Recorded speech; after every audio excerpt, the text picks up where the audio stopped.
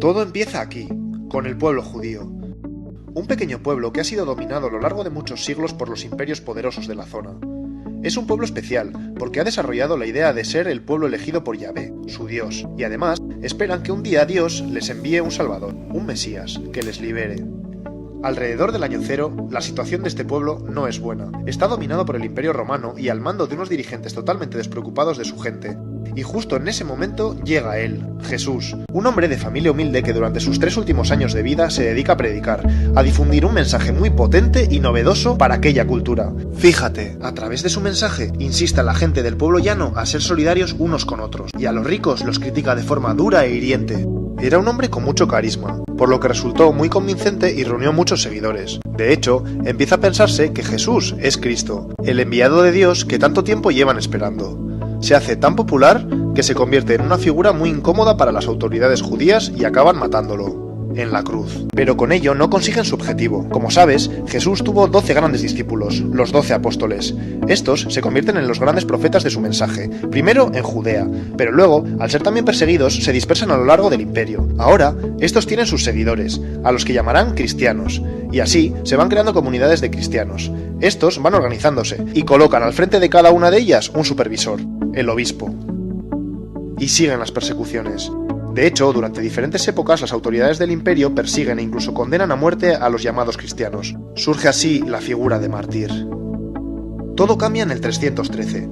Los seguidores de la nueva religión son cada vez más, y el emperador de entonces, Constantino, quiere tenerlos de su lado. ¿Qué hace entonces? Legaliza el cristianismo. Así se acaban las persecuciones y para el siglo V el cristianismo se extiende ya por todo el imperio. Pasa a convertirse así en la religión oficial. Y se seguirá expandiendo hacia el norte poco a poco. Y de aquí en adelante, cuanto más grande es la ciudad que dirige, mayor es la reputación del obispo. Y cuando el imperio se parte en dos, los obispos más importantes son el de Constantinopla en esta parte de aquí y el de Roma en esta parte de aquí. A este pronto empezará a llamársele Papa. A partir de ahora, las cosas se ponen feas. Atento, por un lado, con la conversión a lo bestia de la población al cristianismo, se pierde en gran parte el mensaje revolucionario de Jesús. A esto se le suma que el imperio cae, los bárbaros lo han dejado todo medio en ruinas, y por tanto mucha de la organización eclesiástica se va al garete. Así que ahora el cristianismo ha perdido contenido y ha perdido estructura. Y fíjate, porque en la ciudad de Roma, ahora que no hay emperador, el Papa se convierte en la máxima autoridad, en la figura más poderosa. Atento, porque en esta otra zona están pasando cosas importantes. En el siglo VII surge una nueva religión en Arabia, el Islam. Toda una revolución en el mundo árabe y con gran dinámica militar. Pues bien, el Islam va ocupando toda esta zona, hasta llegar aquí, incluso hasta Roma. Y así, se enciende la tensión entre cristianos y musulmanes, que en lugar de ver las similitudes de sus religiones, se enfrentan por intereses políticos y militares. Luego te sigo contando. Volvamos a hablar del Papa, que ya verás qué lío. Como te he dicho, ahora, el Papa es la máxima autoridad de Roma. Pues bien, de aquí en adelante, va involucrándose en los enredos, alianzas y luchas de poder característicos de cualquier persona interesada en dominar. Y durante los siguientes siglos, seguirán peleando por mantener su poder y ejercen autoridad sobre todo. Hacen vida de reyes, y la corrupción y la avaricia se convierten en algo común entre la mayoría de los papas sucesivos. Increíble, ¿verdad? Poco se parece todo eso al mensaje que quería transmitir Jesús, ¿no? Siglo XI. El cristianismo se ha ido reestructurando y se extiende más o menos así. ¿Te acuerdas de Roma y Constantinopla?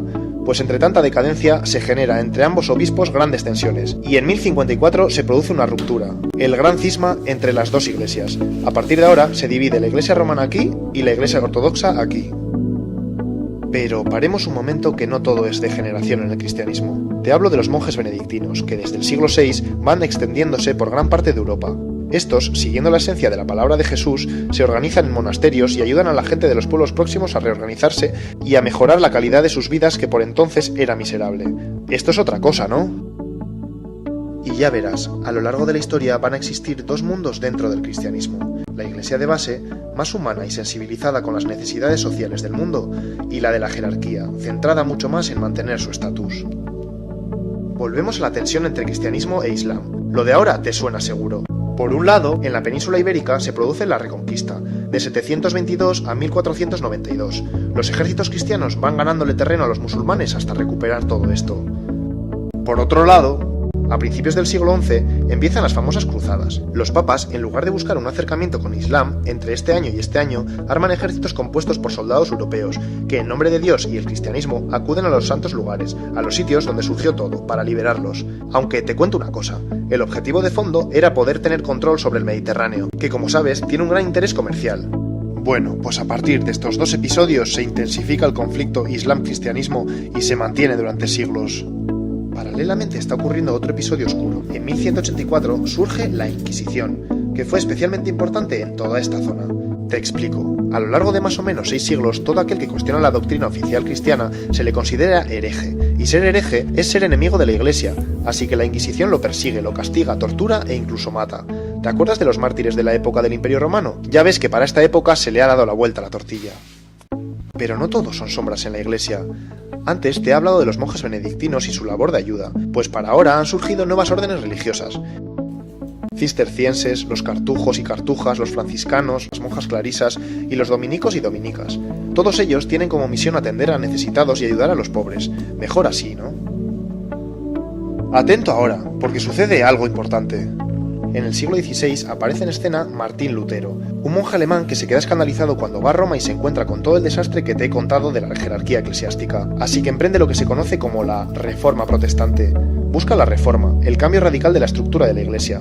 Pues bien, como reacción se produce el famoso Concilio de Trento, reunión de obispos. ¿Qué deciden? Pues justo lo contrario, dar más valor a la figura del Papa y alto clero y por tanto jerarquizar aún más el asunto. ¿Qué pasa entonces? Pues que el luteranismo se separa de la Iglesia romana. Posteriormente, otros movimientos religiosos hacen lo mismo y crean iglesias protestantes por toda esta zona.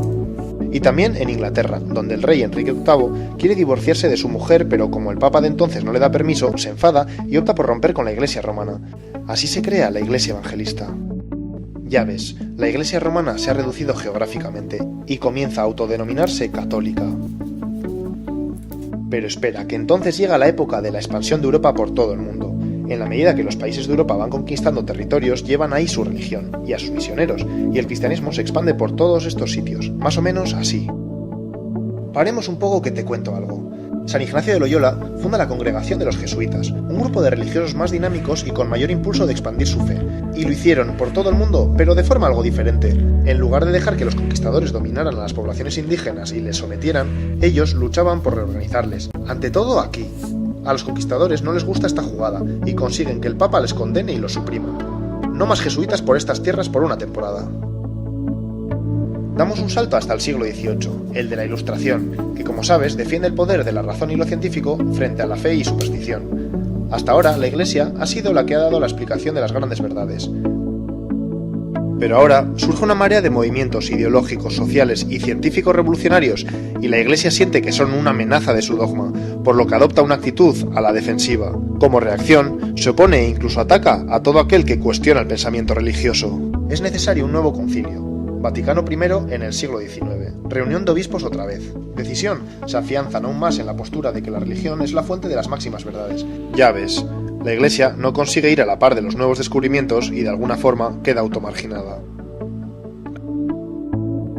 Menos mal que la moneda tiene otra cara. No te olvides que en contraposición a todo esto que te cuento, sigue existiendo una gran dinámica religiosa. En estos siglos se crean cientos de congregaciones religiosas para salir de ese estancamiento, extender así, a lo largo del planeta, la vida cristiana, y además, hacer una labor humanitaria y de ayuda para mejorar la sociedad. Llega el siglo XX. Con todos los desastres de las guerras mundiales y ante el encierro del pensamiento de la Iglesia que te he contado, progresivamente surge la teología de la liberación.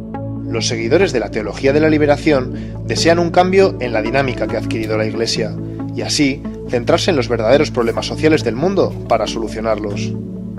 La teología de la liberación adquiere tanta fuerza que provoca un nuevo concilio, el del Vaticano II. En el concilio se decide apostar por este cambio, ya era hora.